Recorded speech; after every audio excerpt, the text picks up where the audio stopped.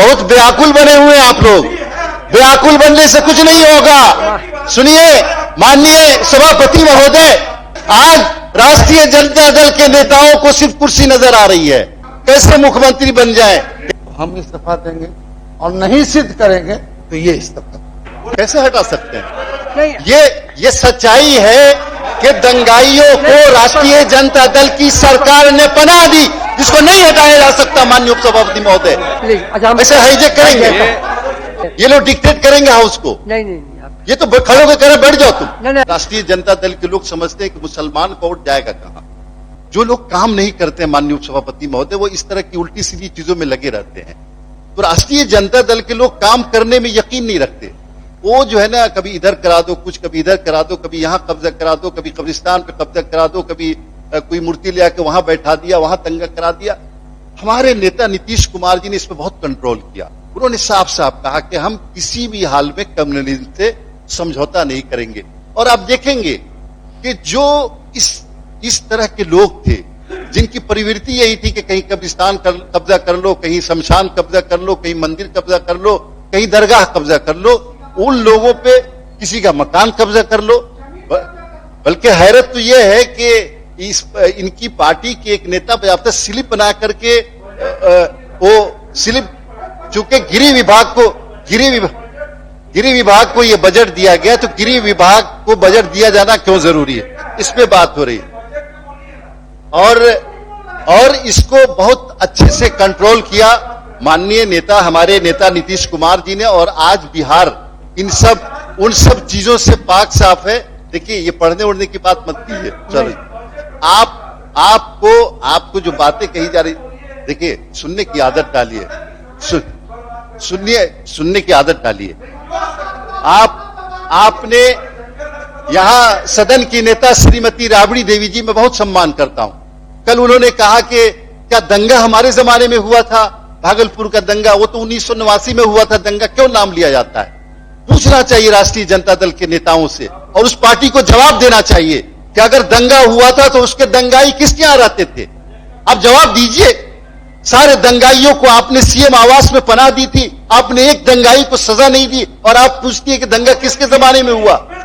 ये गृह विभाग है, ये नीतीश कुमार का महात्मा है, जिन्होंने दंगाइयों को आगे आपने दूसरे बिंदु को आप उठाइए। तो गृह विभाग को 17,331 करोड़ रुपया दिया गया। बैठिए, जरा सब्र कीजिए, बर्दाश्त करने की आदत डालिए। बहुत व्याकुल बने हुए हैं आप लोग। व्याकुल बनने से कुछ नहीं होगा। सुनिए माननीय सभापति महोदय, भूखे को कहा जाता है कि दो कितना हुआ, तो उनको 4 रोटियां नजर आती हैं। आज राष्ट्रीय जनता दल के नेताओं को सिर्फ कुर्सी नजर आ रही है। बात कीजिए। अभी दूसरे नेता बात कर रहे हैं कुर्सी, उनको बड़े नेता बात कर रहे हैं कुर्सी, कैसे मुख्यमंत्री बन जाए। इतना आसान नहीं है, बिहार में इतना आसान नहीं है। सुनने की आदत डालिए। अपनी बात बैठ जाइए।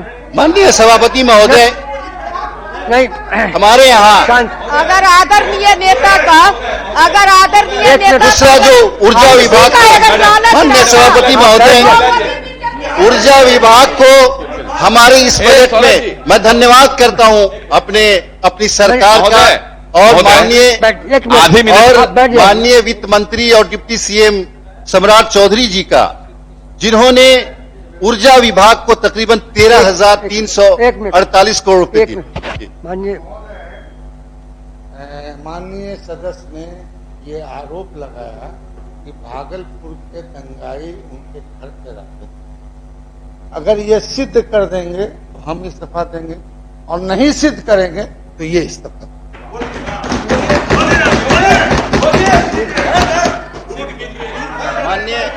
माननीय सभापति महोदय, अब्दुल बारी डिप्टी साहब बहुत सीनियर हैं और आइडियल हैं। इन्होंने कर्पूरी जी के साथ काम किया, इससे बड़ी बात क्या हो सकती है। अगर इनको ये लगता है कि घर में रहने का मतलब अपने बेडरूम में सुलाना ही है, आप याद कीजिए सोनपुर मेले ने किसने अवार्ड दिया था। क्यों, किसने अवार्ड दिया था? जो उस दंगाई था। मैं दंगाई का नाम लेना नहीं चाहता हूं, और ये इस तरह का चैलेंज न करें। ऐसा बात आप केवल अपने को विषय वस्तु तक से एक में मैं अपने को विषय वस्तु तक सीमित करते हुए सारी बातें कही है, लेकिन हाँ ठीक है, इसको अब नहीं, कैसे हटा सकते हैं, कैसे हटा सकते हैं? नहीं, ये सच्चाई है कि दंगाइयों को राष्ट्रीय जनता दल की सरकार ने पनाह दी, जिसको नहीं हटाया जा सकता। माननीय उपसभापति महोदय, ये सच्चाई है कि नीतीश कुमार ने जुडिशियल कमेटी बना करके दंगाइयों को सजा दी, जिसको कैसे इनकार कर सकते हैं? ये सच्चाई है कि स्कॉलरशिप नीतीश कुमार ने दिया, दंगाइयों को सजा नीतीश कुमार ने दिया, ये कैसे हटाया जा सकता है आप इस सच्चाई को? अब मैं कह रहा हूँ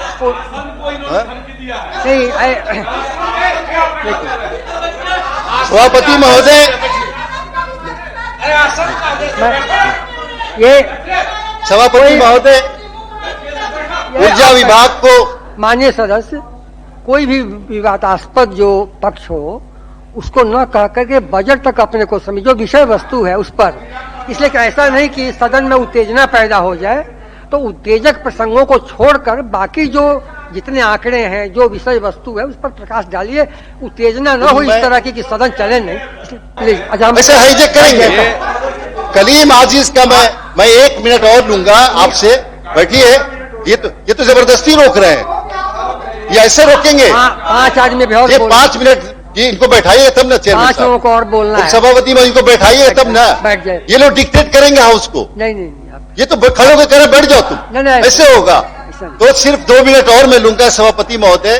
कलीम आजीज साहब ने एक शेर कहा था कि मेरे ही इन्हीं लोगों के लिए, मेरे ही लहू पे गुजर औकात करो हो, अब मुझसे ही अमीरों की तरह बात करो हो, दामन पे कोई छींट न खंजर पे कोई दाग, तुम कत्ल करो हो कि करामात करो हो।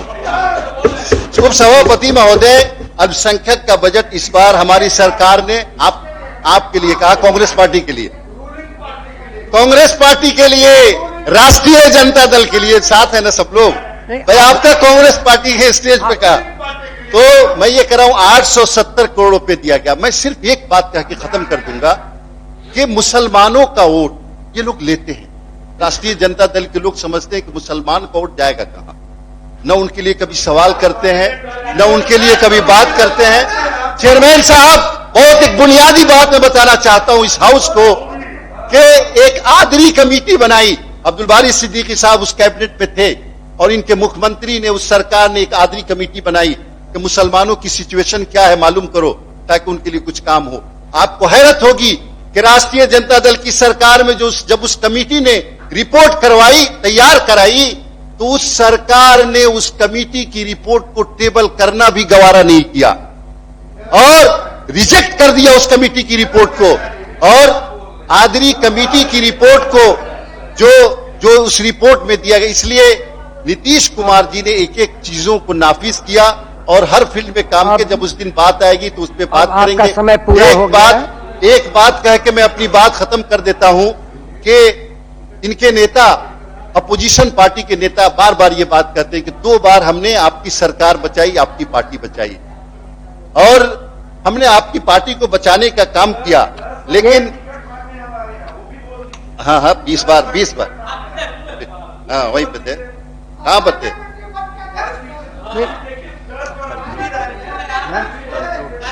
हाँ। अब मैं ये कहना चाहता हूं, बस अब खत्म कर रहा हूं कि हमारे नेता ने, नीतीश कुमार जी ने कई बार ये समझाने की कोशिश की कि जिस तरह मैं ईमानदार हूं बिहार के लिए, जिस तरह मैं बिहार के लोगों के लिए सब कुछ कुर्बान करता हूं, आप भी कुर्बान कीजिए।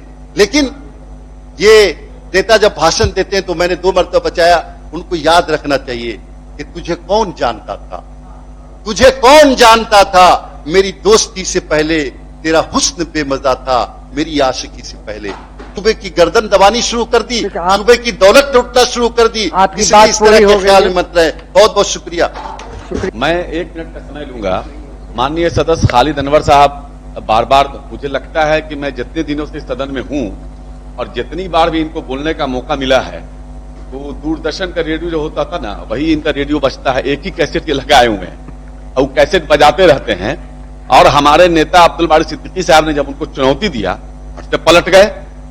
भाई जब आप बोलते हैं तो पलटिए नहीं। दूसरी बात यह है कि डेटा इनके पास कुछ है नहीं।